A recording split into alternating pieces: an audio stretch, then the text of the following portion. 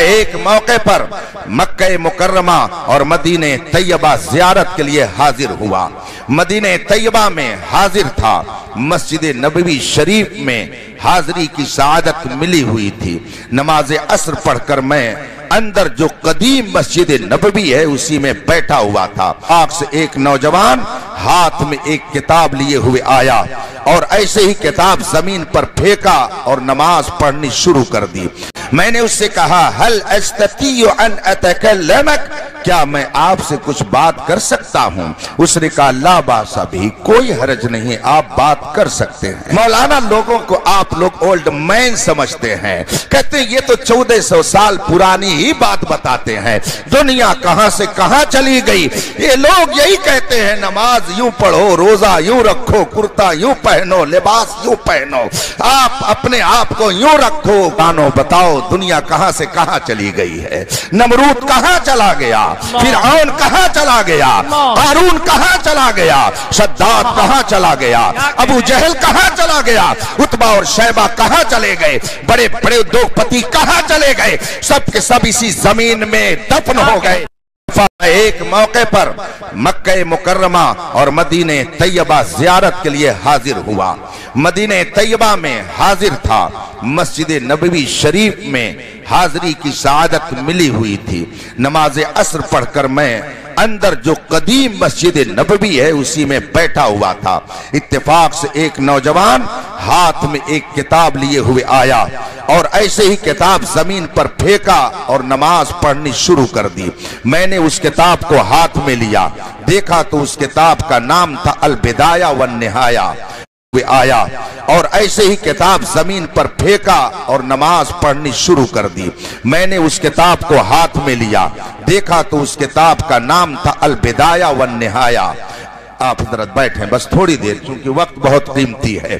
کتاب کا نام تھا البدایہ والنہایہ۔ میں نے وہ کتاب ہاتھ میں لے لی۔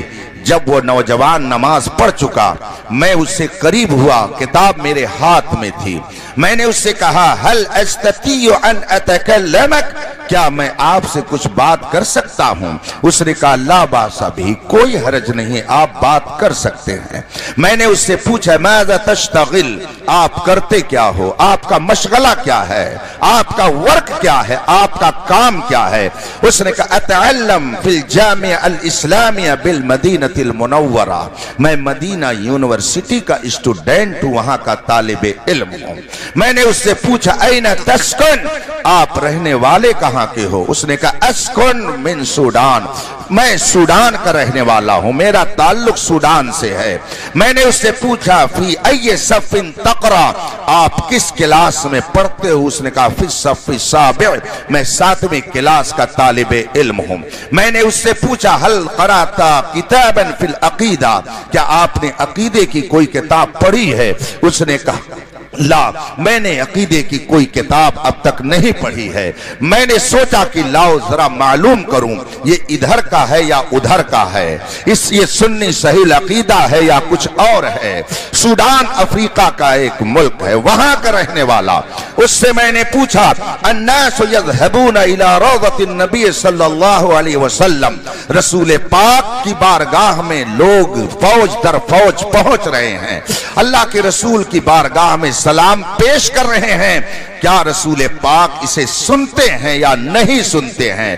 میں نے سوچا کہ لاؤ یہ سوال کروں، اگر یہ کہتا ہے کہ سنتے ہیں تو میں سمجھ جاؤں گا کہ یہ ادھر کا ہے، اور اگر انکار کرے گا تو میں سمجھ جاؤں گا کہ یہ ادھر کا ہے، مجھے اور کچھ کہنے کی ضرورت ہی نہیں پڑے گی۔ چنانچہ میں نے اس سے جب یہ کہا الناس یذهبون الى روضۃ النبی صلی اللہ علیہ وسلم، لوگ رسول پاک کے روضے اطہر پر گنبد خضرا پر حاضری دے رہے ہیں، کیا رسول پاک اسے سنتے ہیں؟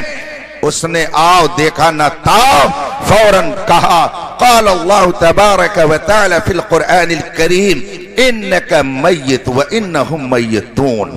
اس کے بعد خود آگے وہ کہتا ہے فکلہم سوا سوا۔ اس کا مطلب آپ نہیں سمجھ سکے، علماء نے سمجھ لیا ہوگا، آپ زیادہ سمجھدار ہیں اس لیے نہیں سمجھ سکے۔ مولانا لوگوں کو आप लोग ओल्ड मैन समझते हैं। कहते हैं ये तो 1400 साल पुरानी ही बात बताते हैं, दुनिया कहां से कहां चली गई।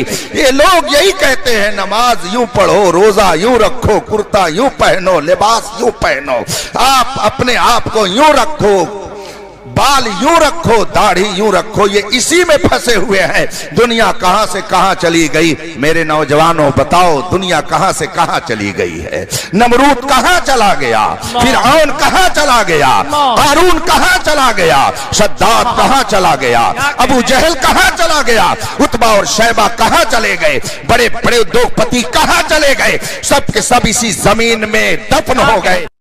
के वफादार गौसे आजम कल भी जिंदा थे, आज भी जिंदा हैं। ख्वाजा गरीब नवाज कल भी जिंदा थे, आज भी जिंदा है।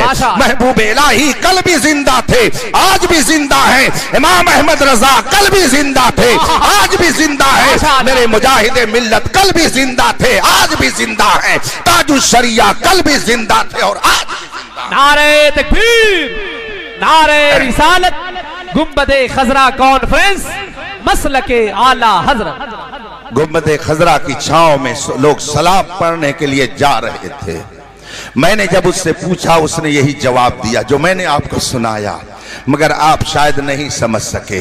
क्यों नहीं समझ सके? इसलिए कि मैंने अरबी में जवाब दिया, और ये अरबी जो मैंने पढ़ी, इस अरबी में पहला हिस्सा कुरान करीम की आयत करीमा है।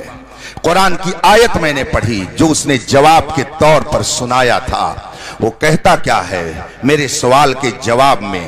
क़ाल अल्लाह ताला फिल कुरान, अल्लाह ने कुरान में फरमाया है, इन्नका मय्यित, ऐ नबी आप पर मौत तारी होगी, व इन्नहुम मय्यितून, और दूसरे लोगों पर भी मौत तारी होगी।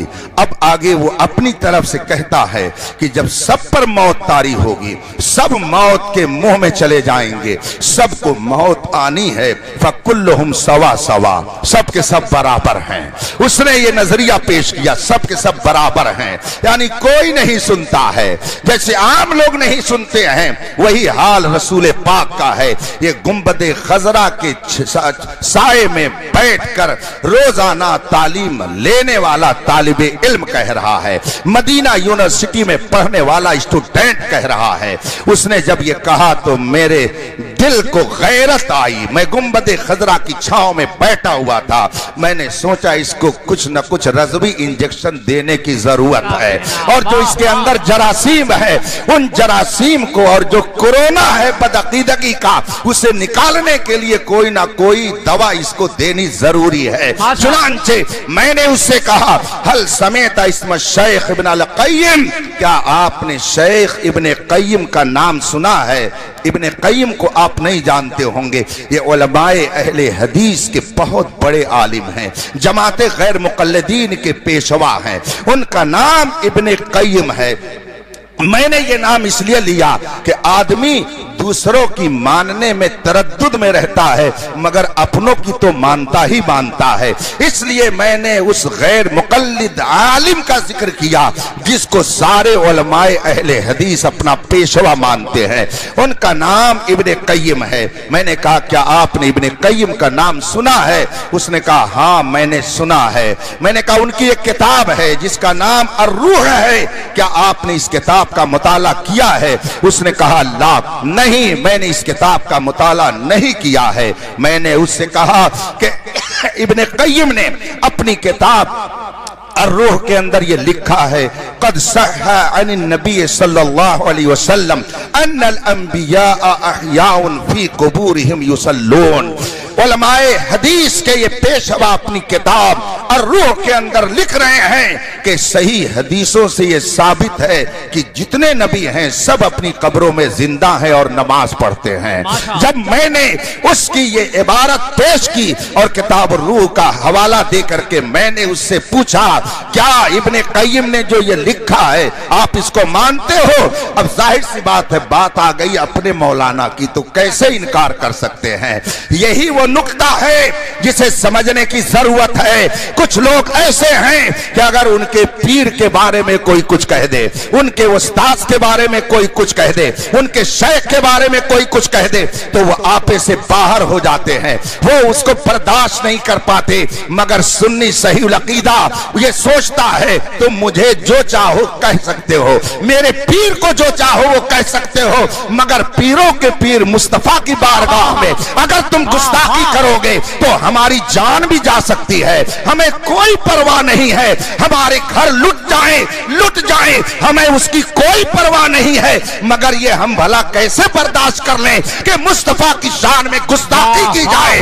اسی لیے ہم چیختے ہیں، ہم آواز لگاتے ہیں، مگر ہم یہ بھی جانتے ہیں کہ قانون کے شکنجے میں رہا جاتا ہے تو ہم قانون کو گہار لگاتے ہیں، اے قانون تو آ اور انصاف کر کہ جب ہم نے کسی کے مذہبی پیشوا کی توہین نہیں کی تو کائنات کے سب سے عظیم پیشوا کی توہین کیوں کی جاتی ہے؟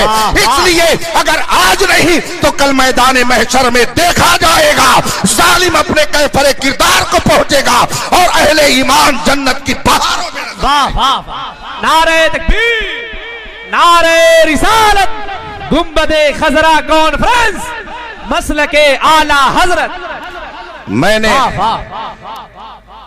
الروح کتاب کا حوالہ دے کر کے جب اس سے پوچھا کہ بتائیے آپ اس کو مانتے ہیں کہ نہیں مانتے ہیں، اس نے کہا ہاں میں مانتا ہوں۔ جب اس نے کہا میں مانتا ہوں تو میں نے پھر ایک سوال ٹھونک دیا، میں نے کہا آپ نے ابھی قرآن کی آیت پیش کی تھی جس سے آپ یہ ثابت کرنا چاہتے تھے کہ نبی سنتے نہیں ہیں، میں نے ابن قیم کے حوالے سے حدیث پیش کی جس میں لکھا ہوا ہے کہ نبی زندہ ہیں اور جو زندہ ہے وہ بلا شبہ سنتا ہے۔ تو اب بتائیے آپ نے جو آیت پیش کی جس سے آپ نے ثابت کرنا چاہا کہ نبی سنتے نہیں ہیں وہ صحیح ہے، یا جو حدیث میں نے ابن قیم کے حوالے سے پیش کی جس سے ثابت ہوتا ہے کہ نبی زندہ ہیں سنتے ہیں یہ صحیح ہے؟ دونوں میں صحیح کیا ہے؟ اب وہ بیچارہ امتحان میں پڑ گیا، بہت دیر تک وہ سوچتا رہا، جب اس کو کوئی جواب نہیں بن پڑا تو اس نے مجھ سے کہا بین معنی هذه الآیہ وهذا الحدیث، یا شیخ بین لنا معنی هذه الآیہ وهذا الحدیث۔ کہتا شیخ میری سمجھ میں بات نہیں آ رہی ہے کہ دونوں میں صحیح کیا ہے، مجھے حدیث کا بھی معنی بتائیے، قرآن کریم کی آیت کا بھی مطلب سمجھائیے۔ میں نے اس کو تھوڑی دیر تک اپنے انداز میں پریشان کیا تاکہ یہ سمجھ جائے کہ سکے کے ایک رخ کو دیکھ کر کے حقیقت تک نہیں پہنچا جا سکتا ہے جب تک کہ سکے کے دونوں رخ کا مطالعہ نہ کیا جائے۔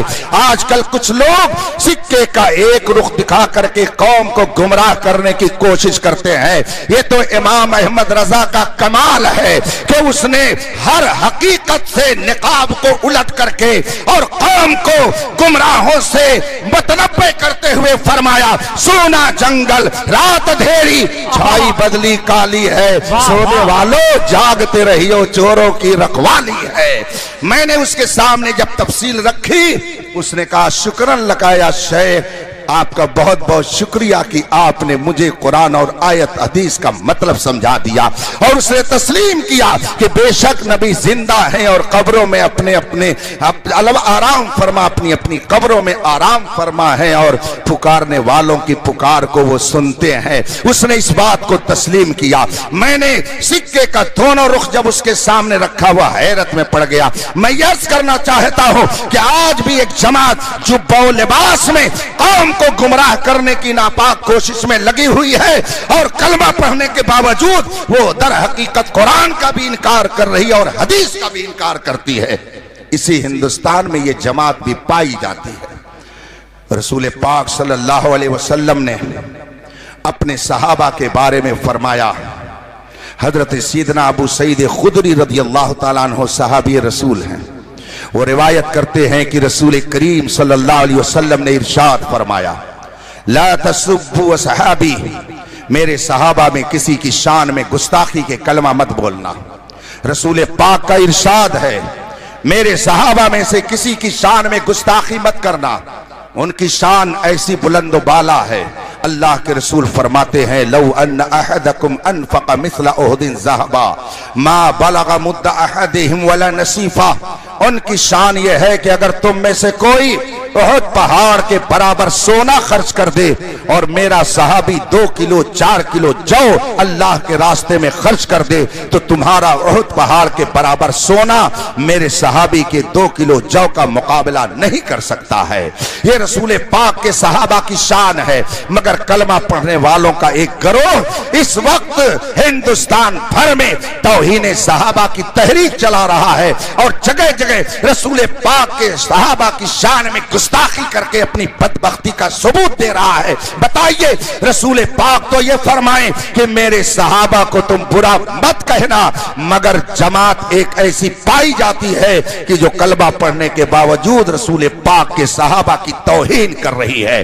جگہ جگہ اپنی مسجدوں میں، اپنے عوام میں، اپنے لوگوں میں صحابہ کی عظمت پر کیچڑ اچھالنے کی ناپاک کوشش کی جا رہی ہے۔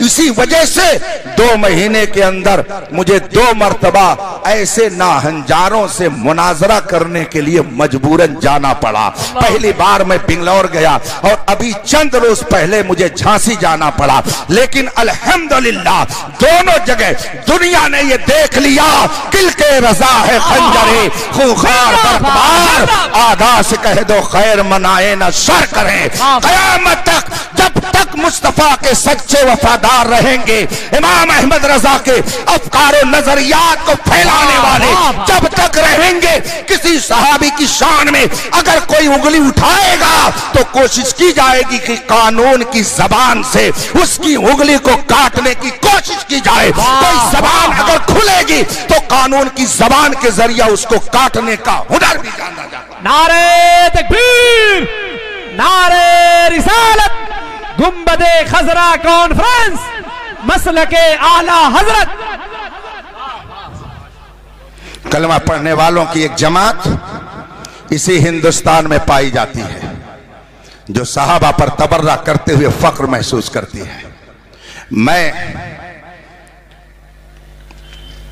اور مزید تو کچھ نہ کہوں گا، لیکن یہ مجھے محسوس ہو رہا ہے کہ جس طرح سے کچھ سالوں پہلے تک سعودیہ عربیہ نے وہابیت کو پھیلانے کے لیے اپنی دولت کا دہانہ کھولا، آج بھی کچھ ملک جو گستاخانے صحابہ میں شمار کیے جاتے ہیں اپنی دولت کا منہ کھولے ہوئے ہیں، اور ہندوستان کے بہت سارے ٹٹو اس کا شکار ہو کر مسجد و محراب کے ذریعہ ان کے ناپاک عزائم کی تکمیل میں لگے ہوئے ہیں اور رافضیت کو پھیلانے کا کام کر رہے ہیں۔ مجھے کبھی کبھی افسوس ہوتا ہے اپنے ان شعراء پر، سب کی بات نہیں کرتا، اور اپنے ان نوجوانوں پر کہ اگر ان کے سامنے صدیق اکبر کا نام لیا جائے تو یہ نہیں پنچ مچلتے ہیں، ان کے سامنے اگر عمر فاروق اعظم کا ذکر کیا جائے تو یہ نہیں مچلتے ہیں، ان کے سامنے اگر عثمان غنی کی سخاوت کا ذکر نہ کیا جائے تو یہ نہیں مچلتے ہیں، اور اگر شاعر نے علی علی علی علی علی علی علی علی کہنا شروع کر دیا تو لگتا ہے کہ یہ مطلب ایسا لگتا ہے کہ دربار علی میں پہنچ گئے اور جیب سے پیسہ نکالنا شروع کر دیا، اور اس کے بعد میں پھر وہ شاعر اسی ایک لفظ کو 50 مرتبہ دہراتا ہے۔ ظاہر سی بات ہے جب مزاج اسٹیج سے ایسا بنے گا تو قوم صحابہ کی گستاخ بنے گی، اس لیے اس پہلو سے بھی ہمیں سوچنے کی